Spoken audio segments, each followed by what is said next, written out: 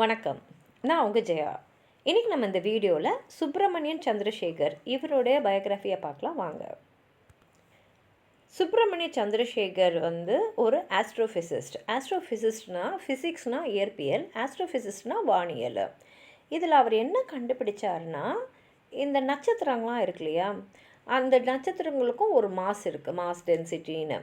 ஒரு அளவுக்கு பார்த்திங்கன்னா அவங்களுடைய அந்த இப்போ புவி ஈர்ப்புன்ற மாதிரி ஒரு ஒரு நட்சத்திரங்களுக்கும் ஒரு ஈர்ப்பு சக்தி இருக்கும்ல, அந்த ஈர்ப்பு சக்தி மூலமாக அது ஒன்றோடு ஒன்று இணைஞ்சி அவங்க ஒரு ரொம்ப பிரம்மாண்டமான ஒரு ஸ்டாரை ஆக்கிடுவாங்க அப்படின்றது தான் இவர் கண்டுபிடிச்சது.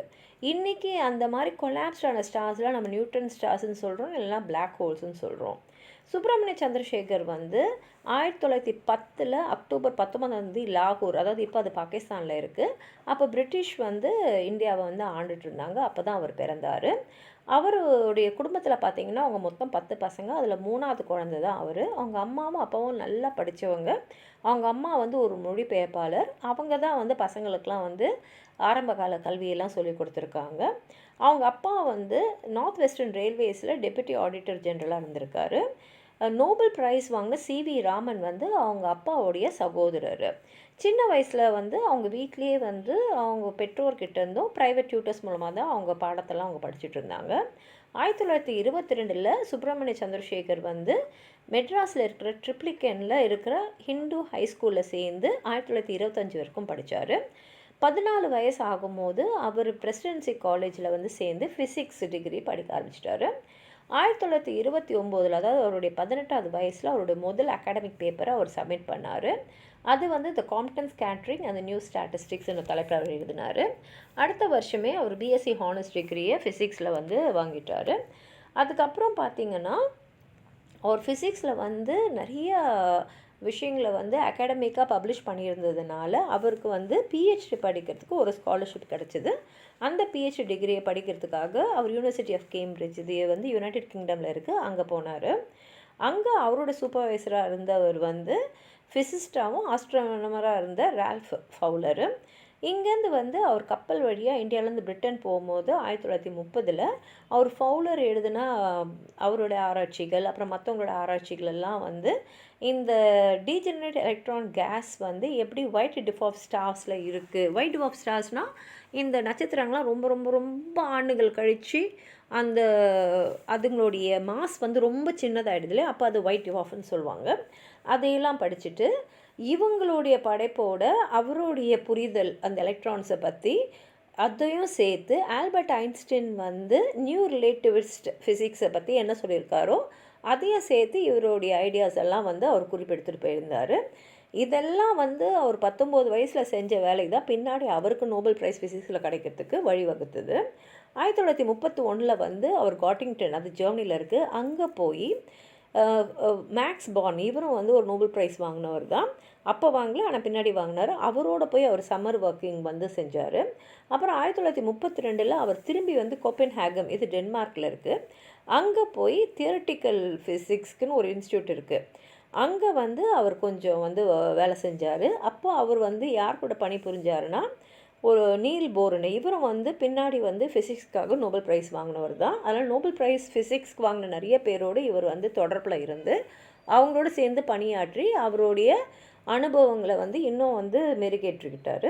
1933 அவர் திரும்பி கேம்பிரிட்ஜ்க்கு வந்தார். அங்கே 22 வயசில் அவரோட பிஹெச்டி டிகிரியை வாங்கினார்.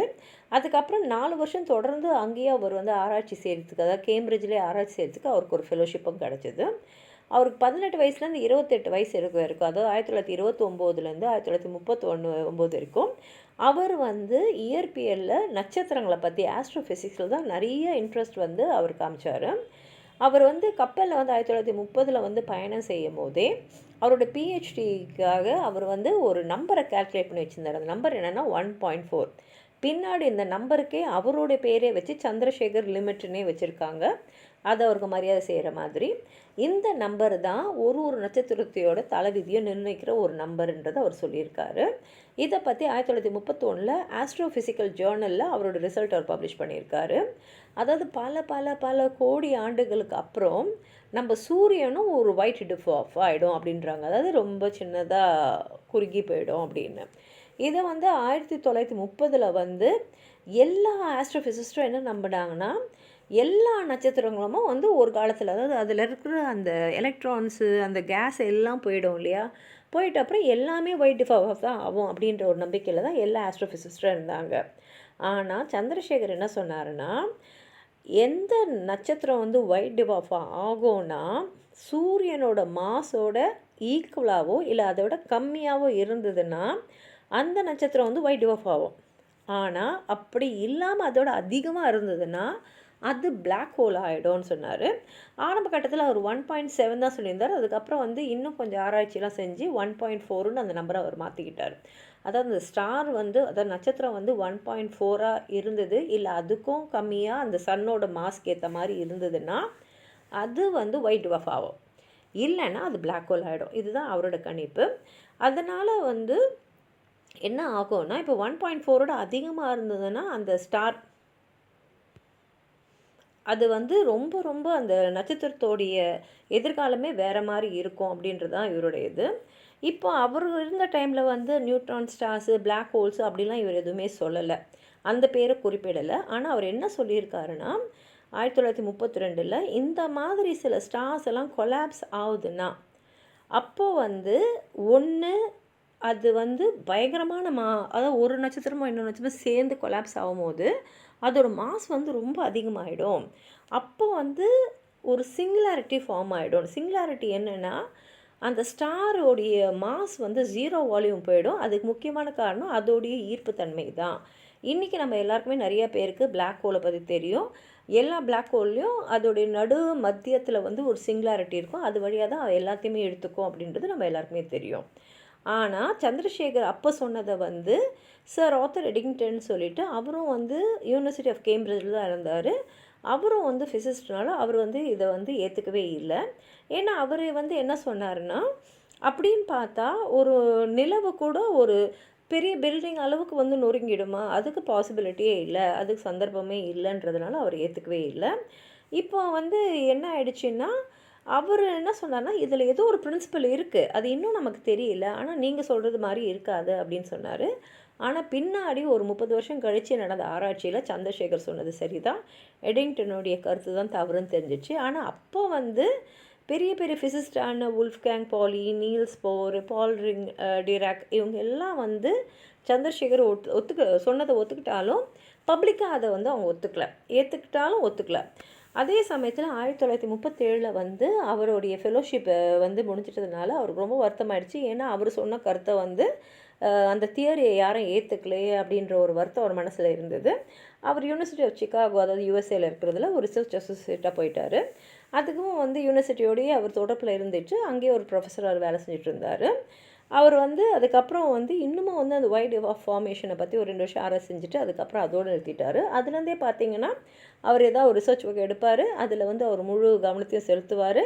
அதில் வந்து எல்லா விஷயங்களையும் வந்து தகர்த்தெடுற மாதிரி ஒரு பப்ளிகேஷன் பண்ணுவார். அதுக்கப்புறம் அடுத்த ஒரு ரிசர்ச் ஒர்க் போயிடுற மாதிரி தான் அவருடைய வாழ்க்கையை நகர்த்திகிட்டே இருந்தார். 1952 அவர் வந்து ஆஸ்ட்ரோஃபிசிக்ஸ் ஜேர்னலுக்கு மேனேஜிங் எடிட்டர் ஆனார். அங்கே 1971 வரைக்கும் இருந்தார்.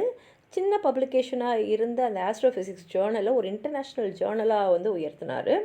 இந்த காலகட்டத்தில் பார்த்திங்கன்னா அவர் நிறையா வந்து பணி செய்ய வேண்டியது. ஒன்று, அவர் வந்து ஆராய்ச்சி வேலை இருந்தது. 2வது, அவர் நிறைய எழுதி பப்ளிஷ் பண்ணிகிட்டு இருந்தார். 3வது, யூனிவர்சிட்டியில் அவர் டீச்சராக வேலை செஞ்சுருந்தார்.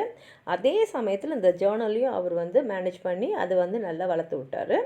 அதே சமயத்தில் 30 வருஷம் கழித்து சந்திரசேகர் சொன்னது கரெக்டு, எடிங்டன் ராங்குன்றது எல்லா சயின்டிஸ்ட்டும் ஒத்துக்கிட்டாங்க. இதுக்கு 30 வருஷம் ஆச்சு. இந்த மாதிரி வந்து ஒரு நட்சத்திரத்தோடைய அந்த விதி இப்படி தான் ஆகும், சின்னதாக இருந்தால் அதுங்க ஒயிட் டிவாஃப் ஆகும், பெருசாக இருந்தால் பிளாக் ஹோல்ஸ் இல்லை நியூட்டன் ஸ்டார்ஸ் அப்படின்ற மாதிரி ஆகும்ன்றது அவர் வந்து கண்டுபிடிச்சது தான்.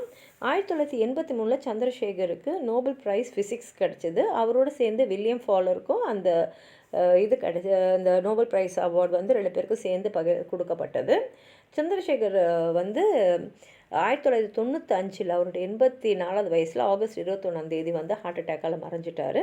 அவர் 1980 வந்து அவருடைய ப்ரொஃபஸர் வேலையிலேருந்து ரிட்டையர் ஆகிட்டார் யூனிவர்சிட்டி ஆஃப் சிகாகோவில்.